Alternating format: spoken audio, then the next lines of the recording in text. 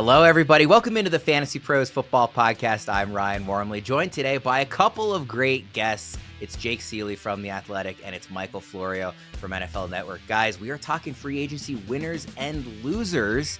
Jake, how you doing, man? I'm doing good. Fresh off a trip to Iceland. As you can see, I got a little bit of color. I'm the whitest person in the world that goes to Iceland and gets a tan. So there you go. I don't think I've had a tan in the last 15 years of my life, so I can't relate to that. Florio, how you doing? I'm good. I have no excuse not to be tan because I live in LA, although it's been raining here a lot more than I would like. But yeah, I'm doing well. I'm a little bit happy that free agency week is kind of coming to a close. It starts off so strong, and then it just kind of drags, right? We get to Wednesday or Thursday, and I'm like, I know these signings are now becoming official, but all the good names have come. We've been doing microcasts with Fantasy Pros all week, and by the time we got to Thursday, Erickson and I were like, are we even doing an episode today? Like, there's just nothing going on anymore at this point. Jake, what do you have going on at The Athletic? Basically that I did what we're going to be talking about today. I did a recap of all the free agents, some winners, not so many losers as we're going to talk about today, but that's over there. And then new rankings, because that's what we have to do. New rankings coming out Monday, just like everybody. And hopefully Aaron Rodgers. Can we just be done with? Speaking of, can we be done with this? Can we? I want to put him somewhere in our ranks just so I know. Just go away. Number one free agency loser was all of us for having to sit through every single twist and turn of Aaron Rodgers. The rankings, they never stop. All of our 2025 consensus rankings and tiers can be found at fantasypros.com/rankings right now. If anybody wants to go check those out because you're a degenerate and want to start looking early, I encourage you to do so. We do have a little bit of tension here, I will mention, because Florio got to put in his names first for the winners and losers, and Jake was kind of complaining to me about him taking all of the obvious picks and having to come up with another one. I answered that email right away. You got to it very, very quickly. I didn't even get an email. I got the Slack in the back end. And then I'm like, he's like, Florio's got these three. And I'm like, well, great. Thank you for taking the three obvious names, Florio. I messaged you guys at the same time. So many and then times I was like, oh, Florio got back to me immediately. So I'll just pass them along. So that was lucky for him. But we will go through. So there will be some agreement, obviously, on some of the names the guys both wanted. We're going to start off with the winners. Like I said, we're going to kind of go 3-1 in order, kind of ending with the quote unquote biggest winner that we see from this free agency frenzy. Jake, we'll start with you for your number 3 free agency winner. Yeah, I probably would have had him either way. I think it got overlooked a little bit on why he's a winner, but Chris Godwin, I just think being back with the Buccaneers, I know there was a lot of teams like the Jaguars potentially being rumored, but we get him back in a situation with Baker Mayfield where, let's go back to last year before he got hurt. He was the number one over Mike Evans. He was a top 3 wide receiver in points per game and overall. And depending on how you looked at it, he was actually number 1 in some leagues when he got hurt. So going back to that system with that quarterback, back with Mike Evans, who's going to continue to be Mike Evans and help pull away that coverage. I think people just kind of assumed it might be a likelihood that he's back with Tampa Bay, but then once it happened, it just kind of got brushed under the rug. Like, oh, Chris Godwin's back with the Buccaneers, cool. But like from a fantasy perspective, I was really happy about that. Like, yeah, the Jaguars would have been cool, but would he have been the one with Brian Thomas? Would he have done as well with Trevor Lawrence? We don't know. We do know he's back right to being Chris Godwin with Baker Mayfield. Of course, assuming he's 100% from the injury, but I would rank him probably higher than Mike Evans when my rankings come out Monday. He's currently in consensus wide receiver 29. Does that sound, I mean, from what you're describing, that sounds way like it's going to be too low for you. Yeah. I would have him as a fringe wide receiver 1. Yeah. I mean, the definition of a league winner last year prior to the injury. So yeah, I that's totally spot on. Florio, what do you make of Godwin returning to the Bucs? I was very sad personally. I get it. It's good for Chris Godwin and his No. Bill's rival. I am a Drake May stan and have been for a while now. So I really wanted him to go to New England, where I thought he could have been fine for fantasy, and I thought it really would have helped Drake May. But the Patriots tried. Apparently they offered him $20 million more than the Bucs did, and he still wouldn't go. I also like Jalen McMillan a lot, and this kind of puts a little bit of a damper on his fantasy value. Does this change how you're evaluating and early ranking Baker Mayfield? I think Baker is, like, I don't have him in my top 5, but I think he's a QB1, and I kind of felt that way whether he had Godwin or not. It just, what it's good for is that there's continuity. We know we don't have to worry about like a fall off or anything like that. Plus, to Jake's point, if Godwin needs a little bit of time to work back to 100% or whatever, we know that he'll be fine with Jalen McMillan because they did it for half a year last season together. Florio, let's stick with you for your number 3 free agency winner. Najee Harris, the obvious one, right, Jake? I think this is pretty obvious. Like, he went to a spot where he is going to get a ton of volume. The Chargers with Greg Roman as their OC, we know that they're going to be one of the run heaviest teams in the league. They were top 10 in rushing percent last season. It's a quarterback upgrade for him. It is an offensive upgrade, so that should lead to more scoring opportunities. And like, I don't know. He's not as like explosive as J.K. Dobbins was. Even last year after Dobbins had all those injuries, he was more explosive, but he's durable. And the Chargers know they can give this guy 25 touches a week and he is going to be okay. He can handle that workload. We've already seen that. But I think he could also maybe catch a couple more passes than J.K. Dobbins. So still depends if they draft a running back or not. But coming out of free agency, I feel like, and I have not been a Najee Harris guy for years, like since his rookie year. But I do feel like people are going to feel like that way, like, oh, I don't want Najee Harris, but he is going to volume his way to a lot of weekly RB1 finishes. And he even could volume his way to a low-end RB1 finish on the year, kind of like what Josh Jacobs did, not his really good year, but the year prior to that, where he would always finish like RB10 or 11 and be like, really? But it's like, oh, yeah, other people got hurt and missed time and stuff, and this guy had 350 touches. So I think Najee is a clear winner in that regard.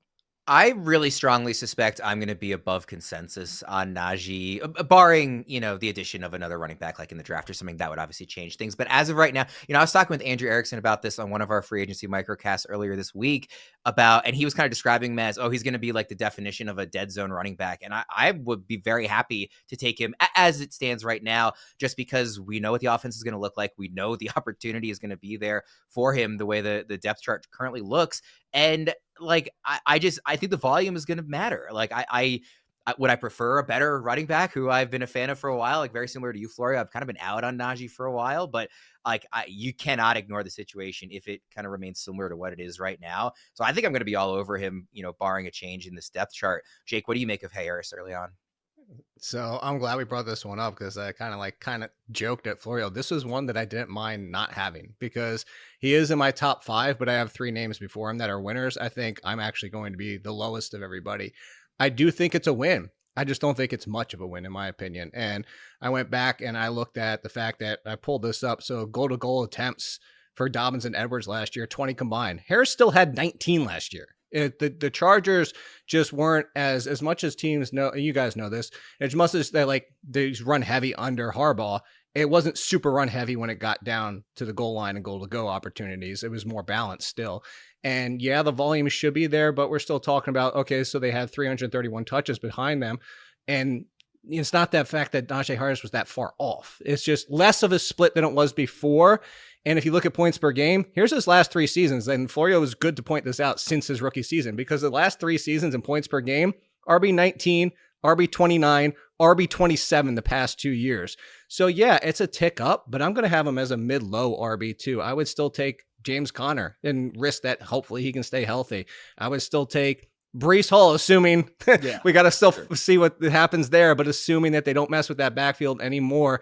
I think Najee Harris is more in a Kenneth Walker mid back end RB2 for me, where it sounds like a lot of people like you guys, and I'm not saying I'm right and you're wrong, but like are going to be more in the mid to upper RB2 range, and I'm probably not going to have any Najee Harris. I agree with the names that you said. Like, I'd much rather have Breece Hall than Najee Harris. Here's one: Chuba Hubbard or Najee Harris.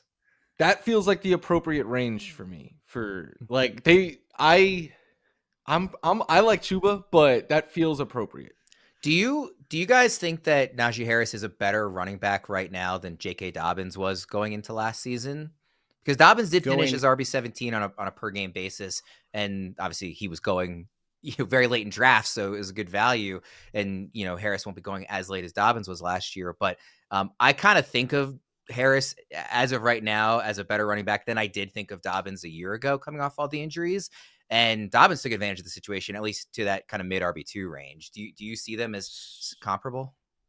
So I say Dobbins at this time last year, I would take Najee Harris. Dobbins a Agreed. month in, once he was back to Became being clear. Dobbins, Yeah. I would take Dobbins easily over Harris. And I would, just as a pure talent, I would take Dobbins over Harris as well.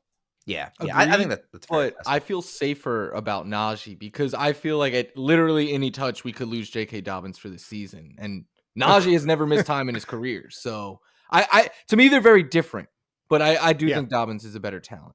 As a diehard Ravens fan, I don't really love making the Dobbins Harris comparison when I'm on the side of Harris, given their histories. But yeah, I kind of agree on at least certainly feeling safer with Harris there. Jake, let's go to your number 2 winner. Oh, I'm not even a Commanders fan. I used to be a Giants fan, and I still want to buy a Jayden Daniels football jersey, something autographed, the helmet. I don't know, whatever it was, just because of how much I loved him last year, and I didn't think I could love him anymore. But yet I can, because it's not even the Deebo Samuel trade, which again, we're talking free agency. So I think that's one of the reasons this name doesn't get brought up there. Look at that. The Jayden Daniels t-shirt by Michael Florio. I love it. That's terrific. And you would be rocking yellow. You wear that when you shoot hoops, I'm assuming, right? No, that's a show shirt. No, that's a show shirt. Okay, good enough there. But it's not just Deebo Samuel. It's obviously what they did too with the trade with the Texans to upgrade the offensive line. This is what we wanted, is to see this team say, hey, you know what?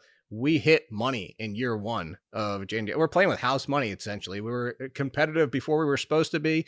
Daniels was better than most anybody thought he would be, even as big as a fan as I was. I would not have predicted that for his season.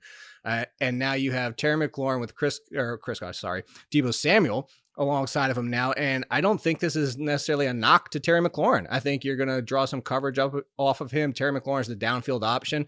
So Deebo just gives him a better weapon than Zacchaeus and Luke McCaffrey and all the other names that they tried to roll out there for these little slot over the middle guys, and then upgraded the offensive line. So I think that of what happened this offseason so far, he's a winner from that perspective. And I already had him in tier 1, and I'm going to keep him there. I think he deserves to be in tier 1 with Lamar Jackson and Josh Allen. And if you want to make a case to make him the first quarterback off the board, like, I wouldn't do it, but I think there's a case to be made where you now can.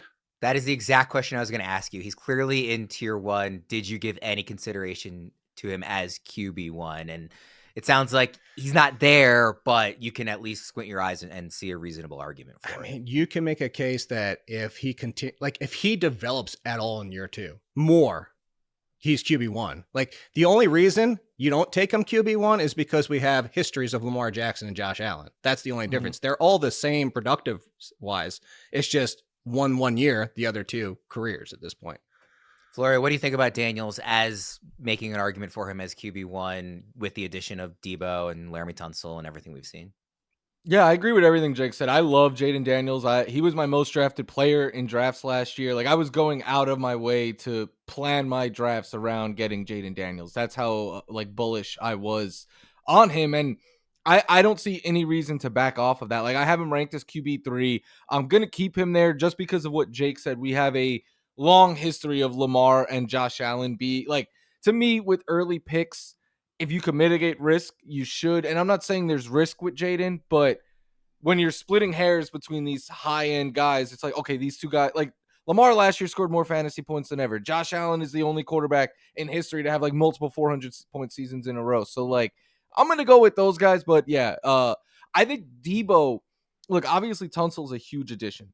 I think Deebo's getting overlooked a little bit because, one, it happened at a weird time. It was like a Saturday afternoon. Everyone was like, oh, Deebo got traded. Cool. But I think he had more yak last season than any Commanders wide receiver. And Jayden Daniels was league average when it came to amount of yards that came after the catch. So there's room for him to take a natural step forward there. More time to throw, more time to run with Tunsil, all of that. I tweeted out yesterday, actually, get ready for Jayden Daniels to win an MVP because it's coming.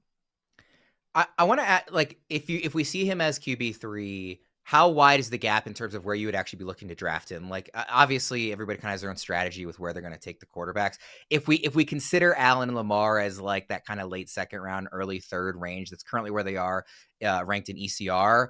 At what point are you then going to Daniels? Is it later in the 3rd round, or do you see maybe a round or 2 of a gap there, Florio?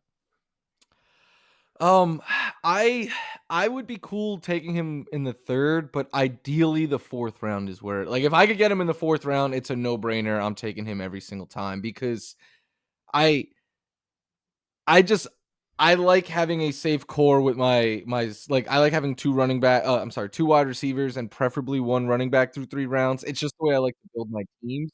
But I'll make an exception if, like, I feel like Jaden's there and I don't love the receivers in that range or something like that. I have no problem pulling. Same question, Jake. Do you see a gap there? No, I actually, I'd rather take all of them in the 4th. I know there's a lot of leagues agreed. that can't do that. I know a lot of people watching us are going to be like, not in my home league. There's people that are going to jump the gun in round 2. But basically, depending on your league, when these quarterbacks go, like, it's a tier 1 of me. And I think Hurts deserves to be in this tier 2, but it's weird that, like, to your question, like, if Lamar, Daniels, and Allen went back to back to back, I'd be okay with it. Like, if one goes, I think like all 3 should go. But it's, to your point, I feel like Hurts is kind of like, hey, a half round later, but still kind of in that tier before we start talking about Joe Burrow having a tier by himself. Because, like, if I can make a 1.5 tier, it would be Jalen Hurts. Like, he's kind of like right there, but I feel like these 3 should almost go back to back to back and then Hurts, like, kind of later, just a bit. I feel like you're going to get a big discount on Hurts. Like, people don't want Hurts, like, I know, which is great in comparison to these other guys, which is, as much as I like Jayden Daniels, that's what gives me pause, is like, I might be able to wait around maybe more and still get Jalen Hurts. Yeah. By the way, I just want some credit as a Ravens fan talking to a Bills fan with how much we mentioned Josh Allen and Lamar Jackson, that I'm not going to rehash any of the MVP conversation. We were at war last season. We would have to pause the next 40 minutes would be Florio yelling at you why he deserved it. Yeah, it would. Listen, I don't need to do that no more. It would not be decided. I'll be good. I'll be a kind host and move on from that now. Florio, who's your number 2 winner? Davante Adams. And I will say that I wrote a whole article coming into last season being like, you should 100% be fading Davante Adams as a 2nd round pick, because we started to see declines in his metrics. I did not love his team, his quarterbacks, any of that.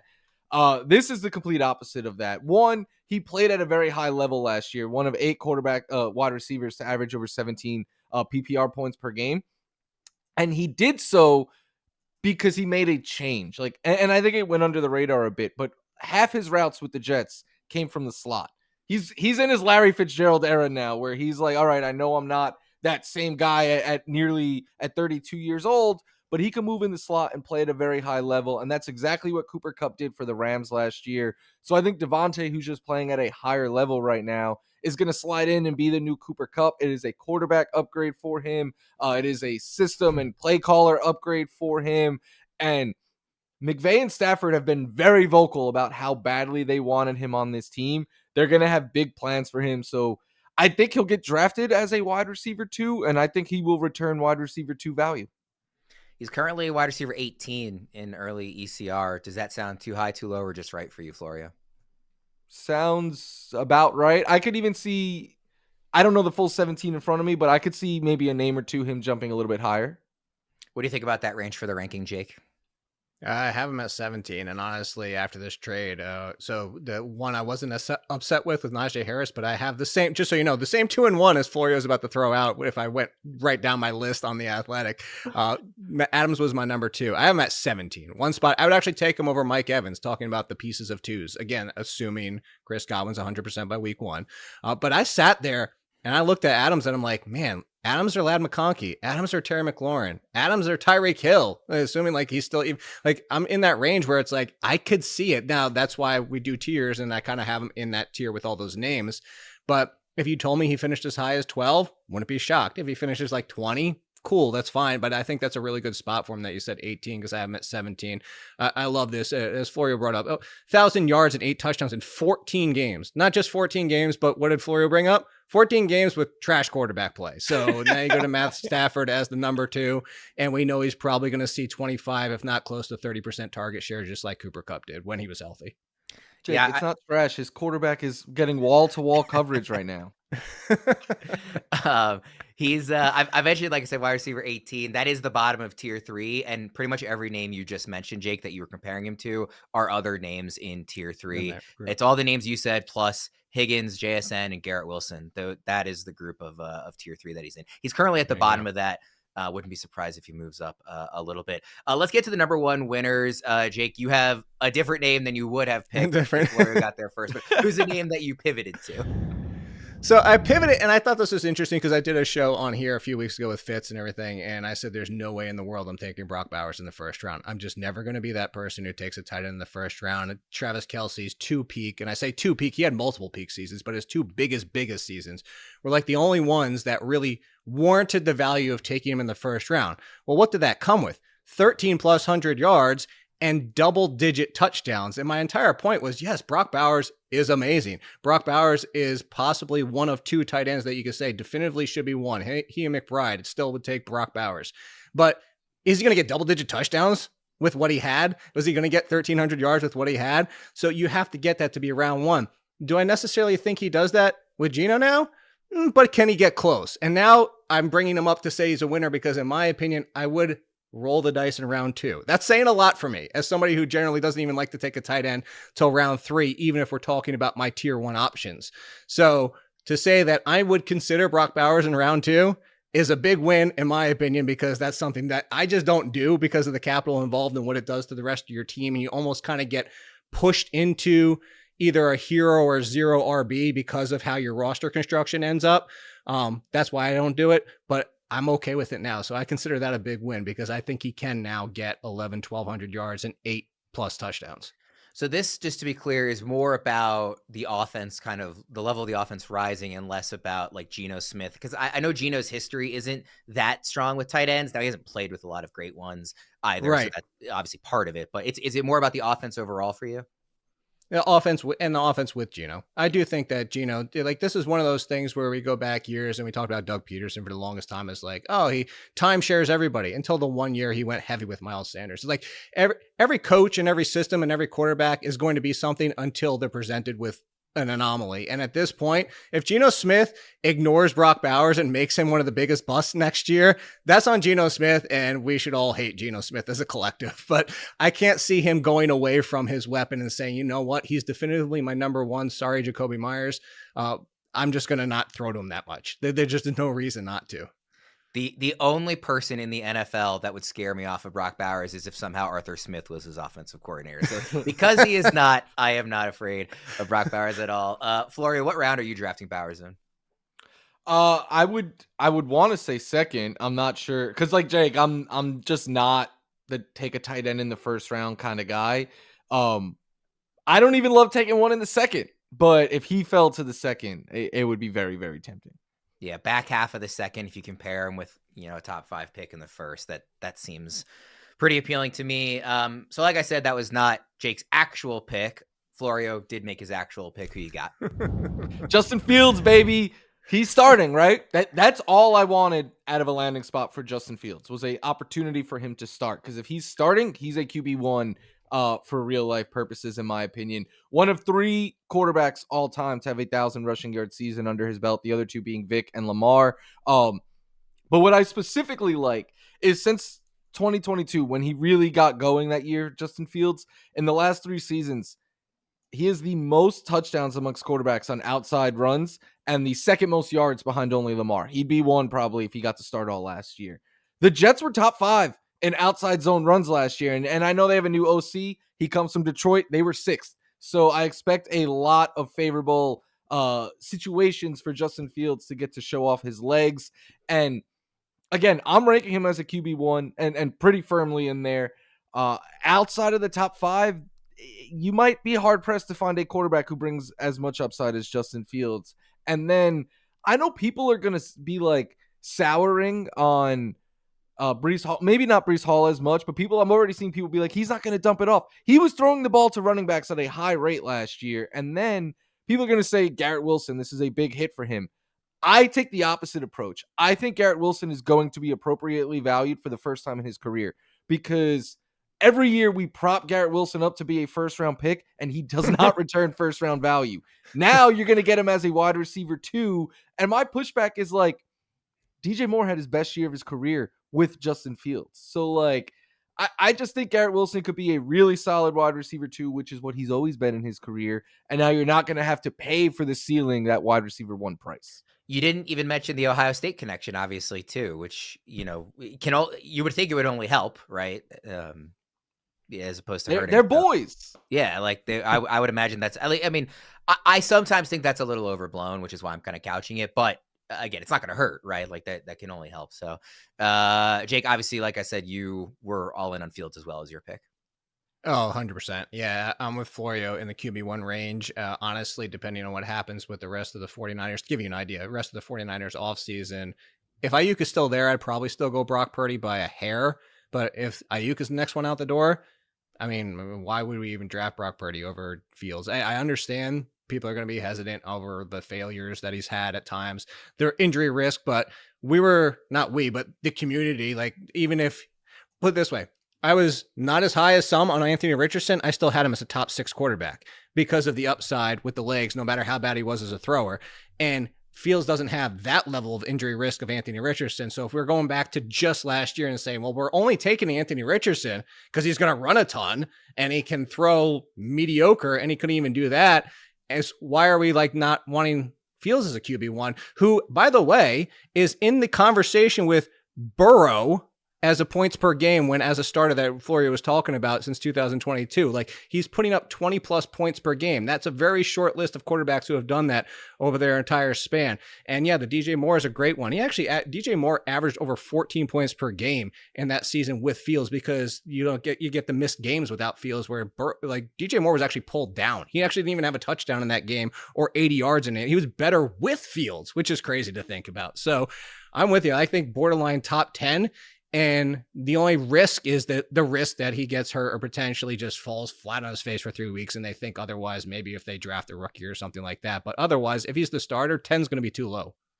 The consensus rankings haven't caught up with him yet. He's still down in the 20s. That's obviously gonna rise a lot. You guys have him as a QB1. Where do you think consensus will be by the time we get to August on Fields? Do you think he will be firmly inside the top 12? Do you think he'll be more of like a 13 to 15? You think he'll be inside the top 12? Yeah. But because I'm looking at higher. Go ahead, Florida. Because I'm probably gonna have him like QB7. Like I think that's where I'm gonna put him, behind Mahomes as my QB6. Okay. Bo Nix. I will take Fields over Nix. I think Nix was closer to his ceiling last year, where I just think Fields, he could give us 1,000 rushing yards. Like, that ceiling is so high. The funny thing is, I was thinking of sliding him in behind Nix and ahead of Mahomes, but also, like, I have Caleb Williams at 9 with their improvements. Honorable mention, by the way, to a winner this offseason, even though it's not the wide receiver room he was walking into as a rookie, but just potentially Ben Johnson, like, you guys know the offensive line, everything like that. But I mean, I to answer your question, we're like kind of in that phase, like, I could see people having Williams and Mahomes ahead of them, maybe Purdy, maybe he's ahead of Goff and Dak Prescott. I have a giant tier from 6 to 15 for quarterbacks. That's the reason to take Jayden Daniels.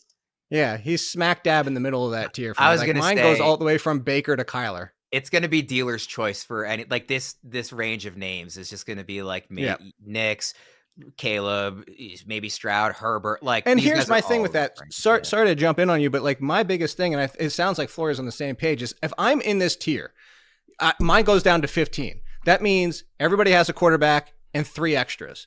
So knowing that, and then knowing the tier behind that, which, you have the Darnolds and Herberts of the world, stuff like that, I'm going to shoot for a quarterback that can finish QB5. I don't want QB11. I don't want him. Mm-hmm. He's going to be QB11. That's fine. That's replaceable. I want the guy who has the ceiling. And if I miss on the ceiling, guess what? There's other options. Like, I wrote an article this week. Like, there's an advantage to take a top 5 quarterback this year, in my opinion. But the reason I have Mahomes and Fields like 6 and 7 is for exactly that reason. Like, if they don't hit, I can get another quarterback very, very easily that won't really be much of a downfall from the rest of my league mates' quarterbacks. Who's scoring big in the NBA this season? You are, with all the new ways to get in on the action at DraftKings Sportsbook, an official sports betting partner of the NBA. From monster slams to dishing the rock to cleaning the glass, get behind your favorite players and the prop bets you can make on DraftKings, the home of NBA player props. Ready to place your first bet? Try betting on something simple like picking how many points your favorite player will have. Go to the DraftKings Sportsbook app and make your pick. First time, here's something special just for you. New DraftKings customers bet $5 to get $150 in bonus bets instantly. Take it to the rack with DraftKings Sportsbook. Every point counts. Download the DraftKings Sportsbook app and use code FANTASYPROS. That's code FANTASYPROS for new customers to get $150 in bonus bets when you bet just $5 only on DraftKings. The crown is yours. As a Wizards fan, I don't have a lot of joy in my NBA fandom, so I have to turn I'm over flag. Sorry. If we get flag, I'll be so. We were one ping pong ball away from getting Wembanyama a couple years ago, and that was very crushing to not get that. So hopefully we can right that wrong with You got flag. Jordan Poole though. Yeah. Speaking of losers like the Wizards, let's go to our free agency losers. Jake, who's your number 3 loser? Somebody on the other side with Brock Bowers. It's Geno Smith. I think now you have a tick down in his stock because he's going from DK Metcalf, Jaxson Smith, and Jigba, even Lockett at that point of a career. I know everybody was expecting worlds for that offense in the passing, and we saw that didn't work out. And then, of course, they just drop off all around. It was a rough year, but I don't think it's necessarily going to get better with the Raiders. Yes, you have Brock Bowers, but Brock Bowers doesn't offset DK Metcalf and Jaxson Smith and Jigba. Like, you're going to say DK and JSN versus Jacoby and Bowers. You're going to take DK and JSN every single day of the week. So I'm just looking at the offenses and where Geno Smith went from. I'm looking right now, like I had him right around 22, 21 with like a Trevor Lawrence, Jordan Love kind of range. Heck, I wouldn't even draft him at this point. I would draft both rookies because there's no upside. Like, even if Cam Ward and Shedeur Sanders fall flat on their face, and I don't think they're going to have great rookie seasons, but I'd rather take the chance over somebody who I don't even think is going to finish as a top 20 quarterback now. Geno's consensus ranking is currently as a QB3. He's QB 25, so he's not even inside the top 24. And I'm still behind that. And by the way, that will go down because he still has Justin Fields behind him, which is definitely going to go up, right? There you go. And both rookies are behind him. JJ McCarthy's behind him. Like, he's somebody I have absolutely zero interest in drafting this year, even if the price is really low. Florio, where do you have Geno? Yeah, I'm not. I haven't done my official rankings yet, but he's going to fall in that range as well. Because upside, that's what fantasy is about, especially when you get this late. And Geno is such a floor quarterback. I think he'll be streamable, like in the right matchup and stuff, but it's not someone I want to invest in. I'd rather take an upside shot. I'll be fine having him on my team in a super flex as my third QB, I suppose. But that's third, exactly. The pretty specific scenario in which I'd be interested in him. Anything else, I just don't see the point in rostering him, really. So we're all in agreement there. Florio, who's your number 3 loser? J.K. Dobbins. And I know people are going to be like, he doesn't have a home yet. And that's it. Like, I have thought a lot this week over where he could sign that would be as advantageous of a situation as the Chargers were last year, because he went into a situation where he had a lot of chemistry with the OC there. They played together. He played under him in Baltimore. He was the best back by far. Like, Gus Edwards was toast. They clearly did not trust Kamani Vidal, despite how much all of us fantasy people liked him. So it was just the best case scenario for J.K. Dobbins. And I, again, all week have been like, where can he go that he'll have that good of a situation? And I don't think it exists. And that's before we factor in the incoming draft class, which is very, very deep. So I think teams are looking at it right now like, do we want to give J.K. Dobbins a bunch of money? And, with his injury history and everything, or do we just take a running back in the 4th round? So I wouldn't be surprised if Dobbins is available for longer than people would expect, because he's probably waiting for his payday. He hasn't had a big one yet. And I just don't think that there's going to be any situation that allows him to duplicate, unless injuries open up a path or something. But as of today, I don't see a situation where he'll be able to have the fantasy success he had last year. You almost just could have said, like, insert name of any running back who isn't currently signed here because of that incoming class, like you said. That if a team has an opening, they're going to use it on this class that it has been described as 2 running back classes put into 1. Like, that's how deep it is. So, like, even aside from Ashton Jeanty, like, you could wait till, like you said, round 4, round 5 and get a really good running back this year, or so it seems. So anybody who is not signed, and not only signed, but signed to like a real deal of value, is like probably staring down the barrel of being a loser at this point. Dobbins, Jake, what do you think about him? I agree. I actually, to Florio's point, kind of thought about this, and only 2 teams came to mind for me. I came to like, and these 2, what he was saying, I kind of feel like might be after the draft, is that if the Cleveland Browns don't do anything and he's brought in to contend with Jerome Ford, and maybe like if I'm going to say Dobbins versus Ford, I'm going to take Dobbins, even being somebody who thinks Ford's better than people realize. And the other one being the Denver Broncos, being because the pass catching upside, if he's given the clear lead and Sean Payton doesn't mess around with 4 running backs every single week and but I think that I think J.K. Dobbins would fit well with Sean Payton, but I think both of those teams see the draft play out. To Florio's point, maybe even like Estime gets hurt again or something like that. But I think those are like, if you look down the rosters, it's almost kind of like some of these are like, even if somebody gets hurt, it's kind of like, well, he would still be in contention with the backup. So yeah, I think we're gonna have to wait to see. So much so, I think I knocked them completely because if my rankings on Monday are going to be if you're drafting today, and I knocked J.K. Dobbins outside my top 40 if you're drafting today, because if you're drafting today, he might just be a backup. Like, he might end up in Houston backing up Joe Mixon. Let's go to our number 2 losers. Jake, this is another scenario where you wanted the same pick as Florio, but graciously decided to pivot.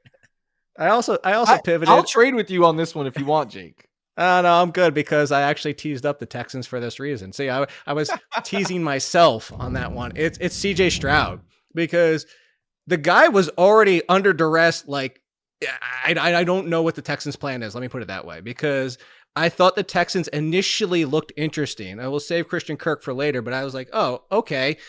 Tank Dell could miss all of 2025. Maybe they see that they need to do some stuff for CJ Stroud. And then that trade happens. And it's not like, I know Tunsil was coming off a down year for him, but he was arguably still their best option in what was a hellish year for CJ Stroud, who, by all intents and purposes, when people understand CJ Stroud as a quarterback, is a pocket passer. This isn't somebody who regularly extends plays. He's not Kyler Murray, Jayden Daniels, and what. Like, that's not CJ Stroud. CJ Stroud will run a little bit, but he's a pocket passer, and that's what we saw so good from him in his rookie season. I just don't get what they're doing. Maybe they have their eyes on somebody in the draft, but I don't see how you take a piece like Tunsil away. My point would have been bring in players in free agency, add somebody in the draft also, and get that line fixed, because CJ Stroud, I wrote about it time and time again last year. And by midseason, it almost felt like a staple of my Texans preview each week was the difference in CJ Stroud's numbers when under pressure and not under pressure. When not under pressure, he is a top 5 quarterback. When under pressure, he is garbage. And that's not going to change as of today.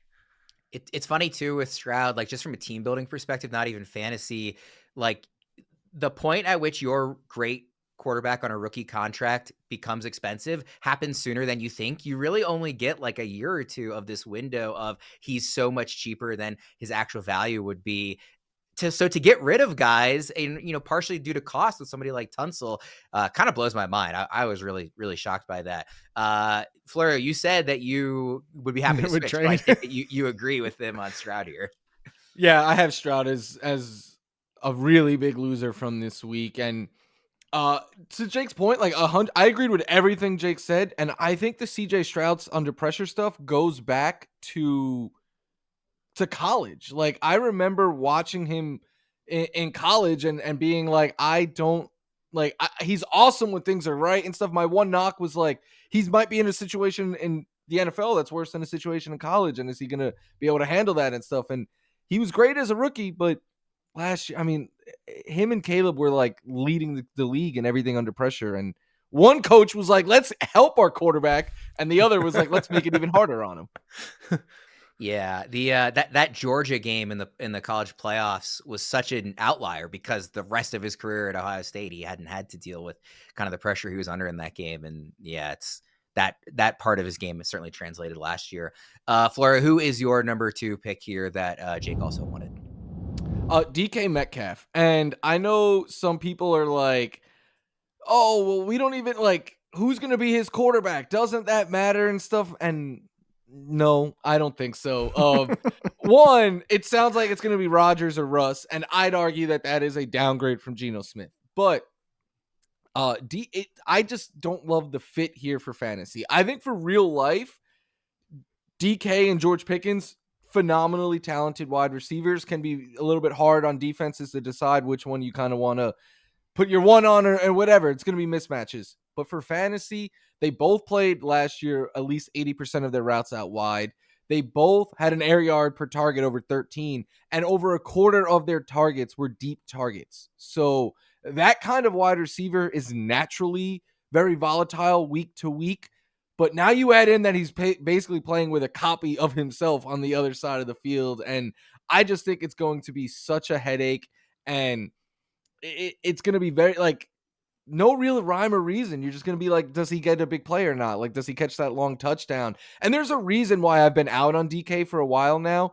Like, I let people, the hype of the new OC of Ryan Grubb last year kind of sucked me into it. But he's finished one time in his career top 20 in fantasy points per game at the wide receiver position. But yet he's going to be drafted top 20 again. I'm out on that. Will you give any if it does end up being Russ as his quarterback, just the Seattle connection, will that lean you a little more his way at all or no? Yes, because to me, the ironic part of all this Pittsburgh Steelers quarterback stuff is they built a wide receiver room that I believe fits Russell Wilson's way better. One, he has the rapport with DK and Pickens already. Two, he's a better downfield thrower at this point in his career, and he could just throw moonballs the whole time. Aaron Rodgers last year was second to last in air yards per throw amongst quarterbacks who threw 400 times. Like, you're going to get this receiver room and then give a quarterback who doesn't want to air the ball out at all. Like, that seems like good planning on my part. Well, on their part. How do you have DK Metcalf and George Pickens and your option for these quarterbacks that are left isn't Jameis Winston? Like, if you're going to... Agreed. He'd be the most fun. They replicate a lot what they do. That's why I could not agree more with Florio. That's why he was going to be on my list, is like, you're replicating two wide receivers. He's better than Pickens at this point. The concern is that actually Pickens, strangely enough, when you look at DK Metcalf, Pickens has been better in contested situations than Metcalf is. And you're like, Metcalf, your body is freaking Adonis. How are you struggling to contest the catches at times? Like, it doesn't make sense. But the point being, similar wide receivers. I'm with Florio. It's a massive drop off. I am at 25. Like, I'd even take a chance on a healthy Chris Olave over DK Metcalf in this situation and not knowing the quarterback. And yeah, I agree. If it's Rodgers, I might even tick him down a few more spots just because of everything that he said with the Rodgers situation, is that he has no arm left. And if you're bringing in DK Metcalf, I think that's why we're kind of seeing this hesitation with them, is like, why would you? It's like the style just doesn't match. Like, that, it doesn't make sense, honestly. My theory has long been, if DK looked like any other wide receiver, he would not get drafted near, like, with all his stats and everything being the same, he wouldn't get drafted where he is. I think people see him and they're like, how is this guy not candy better? And look like that? I'll say this. I know the rumors have been that Cooper Kupp leaning towards possibly the Seahawks, and it's still like, let's just say, as to Cooper Kupp goes to the Seahawks, I would still take JSN with Darnold over DK with question mark. Agreed. I think that's super, super valid. Jake, your number one loser. So this one hurts, and mostly because, like, I'm going to bring in where I was wrong on something. So, like, as somebody who was a lot of Rico Dowdle last year saying, like, hey, what if he's just Tony Pollard? And he was basically 100% Tony Pollard from a fantasy perspective. Actually, last year, if you totaled up their touchdowns, his having some receptions, they were basically the exact same running back. And it was a very valuable RB2 that you got at a dirt cheap cost, because everybody was thinking it was going to be committee and other options involved and all that type of stuff. And I say it to say, I was wrong on Chuba Hubbard. Like, I thought Chuba Hubbard, like, I know Jonathan Brooks got hurt, but I thought it was a given he was losing that job to Jonathan Brooks when he came back healthy, because I didn't think enough of Chuba Hubbard. I do now. And the point being that, unfortunately, I think Dowdle comes in as a change of pace. Where he was an RB2, I think now he's an RB4. If something happens to Hubbard, okay, he can slot in as an RB2, but this is a massive downgrade who basically falls into, okay, cool, I'll take him in the 12th round as a backup. Whereas if he was even just back with the Cowboys, I would say, cool, still a back-end RB2. So that's, to me, just because of that comparison, is a massive drop-off as his fantasy value. What do you think about Rico Dowdle for this season, Florio? I agree with Jake because, to me, the biggest sign and clues we get about a player are what the teams tell us about the player.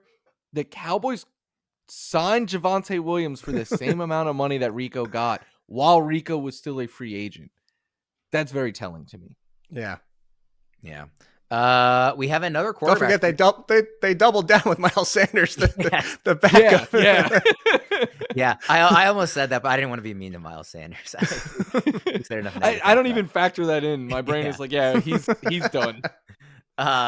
Flora, you've got another quarterback here, and I just want to throw out because it's not Drake May. I thought May could have been an option for this losers list just because, like you alluded to it earlier, Flora, that they didn't add Godwin or anybody to help him besides Matt Collins. But you're going in a different direction here with your number one loser. Oh, there's no way they don't take Hunter or McMillan, right? Like they 100% with the first pick, better. Right? I sure hope so. I literally wrote an article last month, like, buy Drake May in Dynasty right now. Like I'm all about it, but it's been awful for him. Because they build on defense, it hasn't been great. But Sam Darnold, I think is a big loser in this as well. Because I love JSN. I think JSN is amazing. You're not going to hear me say a bad thing about him.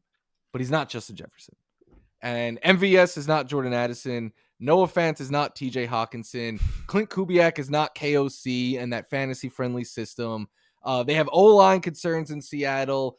I think Sam Darnold, I'm not even going to point to the final 2 games of the year. I think everyone has kind of driven that point into the ground. For me, though, KOC has shown us that it doesn't matter who his quarterback is. He will get production out of him. Like, yeah, I know Nick Mullins was throwing 2 interceptions a game when he was playing under KOC, but he was finishing with like 300 yards and 2 touchdowns too. So like, it's just a very friendly passing attack with arguably the best weapons in the or top 3 weapons in the NFL. So I think the move to Seattle, a lot of question marks on that O-line. They need another pass catcher. So to me, Sam Darnold is more like a mid to low end QB2. I don't think he's going to be able to duplicate that QB1 stretch that he went on for last season. And even in real life, like, I get it for Seattle. He's younger, he's cheaper. You're thinking you can continue to develop him and make him better than Geno Smith. But as of today, I cannot tell you with any sort of confidence that he is better than Geno Smith. For 2025 only in fantasy, would you rather draft Sam Darnold or JJ McCarthy? JJ's about 4 spots lower in ECR right now, so that might change. But I agree. I would go with McCarthy over Darnold. Just, I mean, we saw what this situation can mean last year. So, Jake, what do you think? Do they bring in a veteran? If they don't, if they like legit go as into of the now, season, yeah, as of today, if we're drafting today, I would take McCarthy. My hesitation with this entire thing. So I'm a little bit more positive than Sam Darnold. The funny thing is, I sound more positive, but I'm in agreement with Florio, so to speak, because I have him at QB 18, 19. Like that's still mid QB too. So it's not like we're that much different. I just don't want people to think it's the be all end all, like it's the end of the world for him, because maybe some of that's expecting this to not be done. Like, I don't think they're going into the season with JSN and jabronis as their wide receiver too, whether it's Cooper Kupp or they draft somebody or it's a late signing. Amari Cooper's out there, despite the fact that we saw Matt Perry call him washed. It's still Amari Cooper. There's Stephon Diggs. There's names out there where like Sam Darnold is going with Clint Kubiak now, which is not the old Ryan Grubb. It's not even the Waldron situation. I bring up Kubiak to say this. I did an article last offseason talking about pre-snap motion and how valuable that was. Dwayne McFarland set me down that path when he talked about it averages almost 50% more for the wide receivers. And I dug deeper with all the wide receivers, offensive coordinators, and quarterbacks. And obviously, if it helps the wide receivers, it also helps the quarterback. So I think Sam Darnold losing the Kevin O'Connell system, going to Kubiak, isn't going to be as bad as if it was still Waldron or Grubb or whoever. So I do think it's a downgrade. I just don't think it's as massive as the consensus seems to think. So I agree with Florio, even though I'm trying to spin it a little bit more positively. Quick reminder to everybody to stay ahead of the NFL offseason with the Fantasy Pros news, rankings, and scores app. Be among the first to know where all the major free agents sign with our real-time breaking news alerts and player updates. Download the Fantasy Pros news, rankings, and scores app now at fantasypros.com/apps, the App Store, or Google Play. All right, we're through our winners and losers. We'll just do some quick hitters, stock up, stock down on some of the other names who have changed teams. Then we'll get out of here. Let's start with Josh Palmer to your Bills, Florio. Stock up or stock down? Stock up. I mean, you get to play with the MVP. Like, no, I think this is a good thing. One, for Josh Palmer, just because he is on a team, like the Bills don't have an alpha wide receiver. And I know you could say the Chargers didn't last year, but I do believe Ladd McConkey is that guy. And prior to that, it was Mike Williams, Keenan Allen, and that.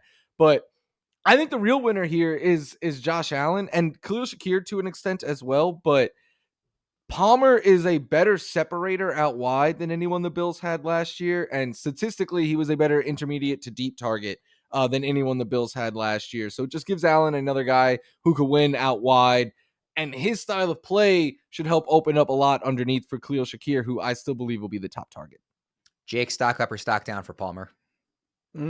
Stock neutral. I just need him to stay healthy. I think the bigger effect is what Florio is talking about, is that the reason I drew the comparison to Shakir to Deebo Samuel is not because he potentially runs the ball and everybody wanted the new Deebo. It's kind of what Florio's saying is like people just assume he's a great separator where he's actually just better exploiting zone, which that's kind of what has been Deebo of recent. Is like he does a lot after the catch. It's not so much really getting the separation before. And Palmer steps in as actually the best separator as of today. So Palmer, if he stays healthy, can he be a wide receiver 3 or 4? Yes. So but that's kind of how he's been. It's just he just can't stay on the field. And then when he loses his time off the field, he sometimes loses his opportunity. So I think it's stock neutral, but I like what it did for the team as well. Jake, I'll stick with you for the next one. Javonte Williams to the Cowboys. Stock up or stock down? Stock up just because he goes from 4 to 2 running back competition, unless they do draft somebody. But there's reports, as we just saw yesterday, that like the signing of Miles Sanders and Javonte Williams means that they're probably not going to go day 1 or 2 on a running back, which I know probably just shocks the world. And maybe that's just smoke and it's just because they want to get Jeanty or Hampton or whoever it might be. But as of right now, if Williams has the chance to be the guy, I mean, he can put up Dowdle numbers. If he's anywhere close, like if you could tell me he's 90% pre-injury Javonte Williams, he will put up RB2 numbers. The problem is we still haven't even seen 90% Javonte Williams. Let's not forget how good he was before the injury. It's just he might be one of those players that just never comes back from it and never gets back to 100%. Florio, what do you think? I agree with Jake. I think the health is the big thing. And Jane Slater, who covers the Cowboys very closely, reported this week that like the Cowboys do believe that there might be some untapped upside there in Javonte if he can get back to who he was prior to the injury. Huge if. But even if they draft, unless they draft like a Jeanty, then everything out the window. But even if they use like a day 2 or even day 3 pick on a running back and that guy gets more carries than Javonte, we know Javonte can have a role in the passing game. So I think being freed of the shenanigans that Sean Payton loves to pull for fantasy is just a good thing for any running back, really. Yeah, literally every running back we talk about all the next month and a half, if that team drafts Jeanty, throw it out the window. It doesn't count anymore. Florio, Evan Engram to the Broncos, maybe the most fantasy relevant move of the guys we haven't talked about yet. What do you think about him going to Denver? I think this is a good landing spot for Evan Engram, who I haven't been an Evan Engram guy so much as of late because I've been like, look, he's not a big play threat. He's not a high touchdown scorer. He is purely volume dependent. And like even 2 years ago when he had an insane amount of volume, he was like the least efficient tight end ever with that amount of volume. So I have a lot of concerns, but then he goes to Denver, and I'm not someone who's like Sean Payton in tight ends because it was really Jimmy Graham, but behind Cortland Sutton, there's going to be a competition for number 2 target on this team. And Evan Engram could be that possession guy. Like, I love Marvin Mims. Sean Payton doesn't love him as much as we do. And he's not going to be like the possession chain mover for that team, which Evan Engram can be. So if he could continue to see safe volume, I think he will be worthy of like being in that range of like late tight end 1, early tight end 2, where it kind of gets into your preference over which guys you like more. Jake, what range do you think you'll be ranking him in? Low end tight end 1, and where he's been. It's kind of a neutral-ish situation for me because I agree with Florio. I think he needs the volume. We saw the 130 targets. I know that's the season he's referencing. But I think it can be offset. I don't think he's getting 130. Let me make that clear with the Broncos. But I do think it can be offset by some touchdown equity. And that's where I'm going with this. So I think the Engram we used to know, where it's, hey, he needs 120, 130 targets, is now maybe he only needs 100, 105, but now he gets some touchdowns to go with it. So honestly, and for us in fantasy, that's going to make him a little bit more volatile because he used to be a half point and full point PPR reliability to go out there and plug in and get around 10 points every single week. You'll probably get some more 15 to 20 weeks and a couple fives in there. So understand that. And that's why I would have him as a back end tight end 1. So stock neutral, but a different type of Engram than we've probably seen in a while. Jake, Mike Williams back to the Chargers. Stock up, stock down, or just no interest at all? I was going to say stock don't give a blank. I'm done with Mike Williams. I had excitement a couple of years ago. I was hoping that he's one. Can you stay healthy? And especially on the Chargers. But at this point, what's the difference between Mike Williams and Quentin Johnston? For all the complaints we have about Quentin Johnston, Mike Williams is doing it right now, and he can't even stay on the field. So does he even get the number 3 job? I'm not even giving him a chance to get the number 2. I really honestly don't care. I go back to what Florio said earlier in the show. Is I was a huge Ladd McConkey guy, and I think that he is the game changer in the receiving game. I think he is the clear best separator, even with Joshua Palmer. It had been back on this team. That's the problem with what happened to Palmer. He's a good separator. Ladd came in as an elite option in that opportunity. So Mike Williams, I'm just kind of out on, mostly because we know what this offense is now too. This isn't Justin Herbert throwing for 4,500 yards and 35 touchdowns anymore. Florio, are you also stock don't give a crap? Yeah, I saw this signing and I was like, my response still was Ladd McConkey no matter what. They brought back the wrong former Chargers receiver. I legit laughed. All right, we got 2 more receivers here, then we'll get out of here. DeAndre Hopkins to the Ravens, going to play with the first team All-Pro quarterback, which is much more valuable than the MVP, I would say. Florio, stock up, stock down for Hopkins. I think it's stock down. Look, and I know some people are going to be surprised by that. He's getting to play with Lamar Jackson. Amazing. But I just don't think D-Hop is really fantasy relevant anymore. But people are going to see his name and the fact that he's playing with Lamar and get not us, maybe. I won't speak for you guys, but people who don't do this every single day, year round, are going to see his name and get excited. But he's 33 or going to be. He struggled to stand out last year on the Chiefs that really needed a wide receiver to step up late in the year. He had Patrick Mahomes, so I don't know if we could say this is a huge quarterback upgrade or anything like that. Give me Zay Flowers, give me Rashad Bateman, give me Mark Andrews, give me Isaiah Likely. Those are the pieces that I'm interested in from the Ravens passing attack. But I think for real life, this is a good signing. Veteran leader, depth that they needed behind those top 2 options. If you're in a pinch, he's somewhat reliable and stuff like that still. But for fantasy, I don't think there's going to be many big weeks. I tweeted after this move that I was really happy with the signing for the Ravens, and I had somebody reply and ask, what would you trade for him in Dynasty? And I was like, whoa. I like this for real life. Fantasy, absolutely yes. not. And particularly in a Dynasty, no, what are you thinking? But I'm calling this, it's the Deontay Johnson trade, but if his head was screwed on straight. This is what they wanted Johnson to be if he was a good team player. Hopkins is better than him, obviously, even at this stage in his career. But I think everything you said, about the real life impact, I'm happy with. Fantasy, I'm pretty disinterested. What do you think, Jake? Stock up or stock down?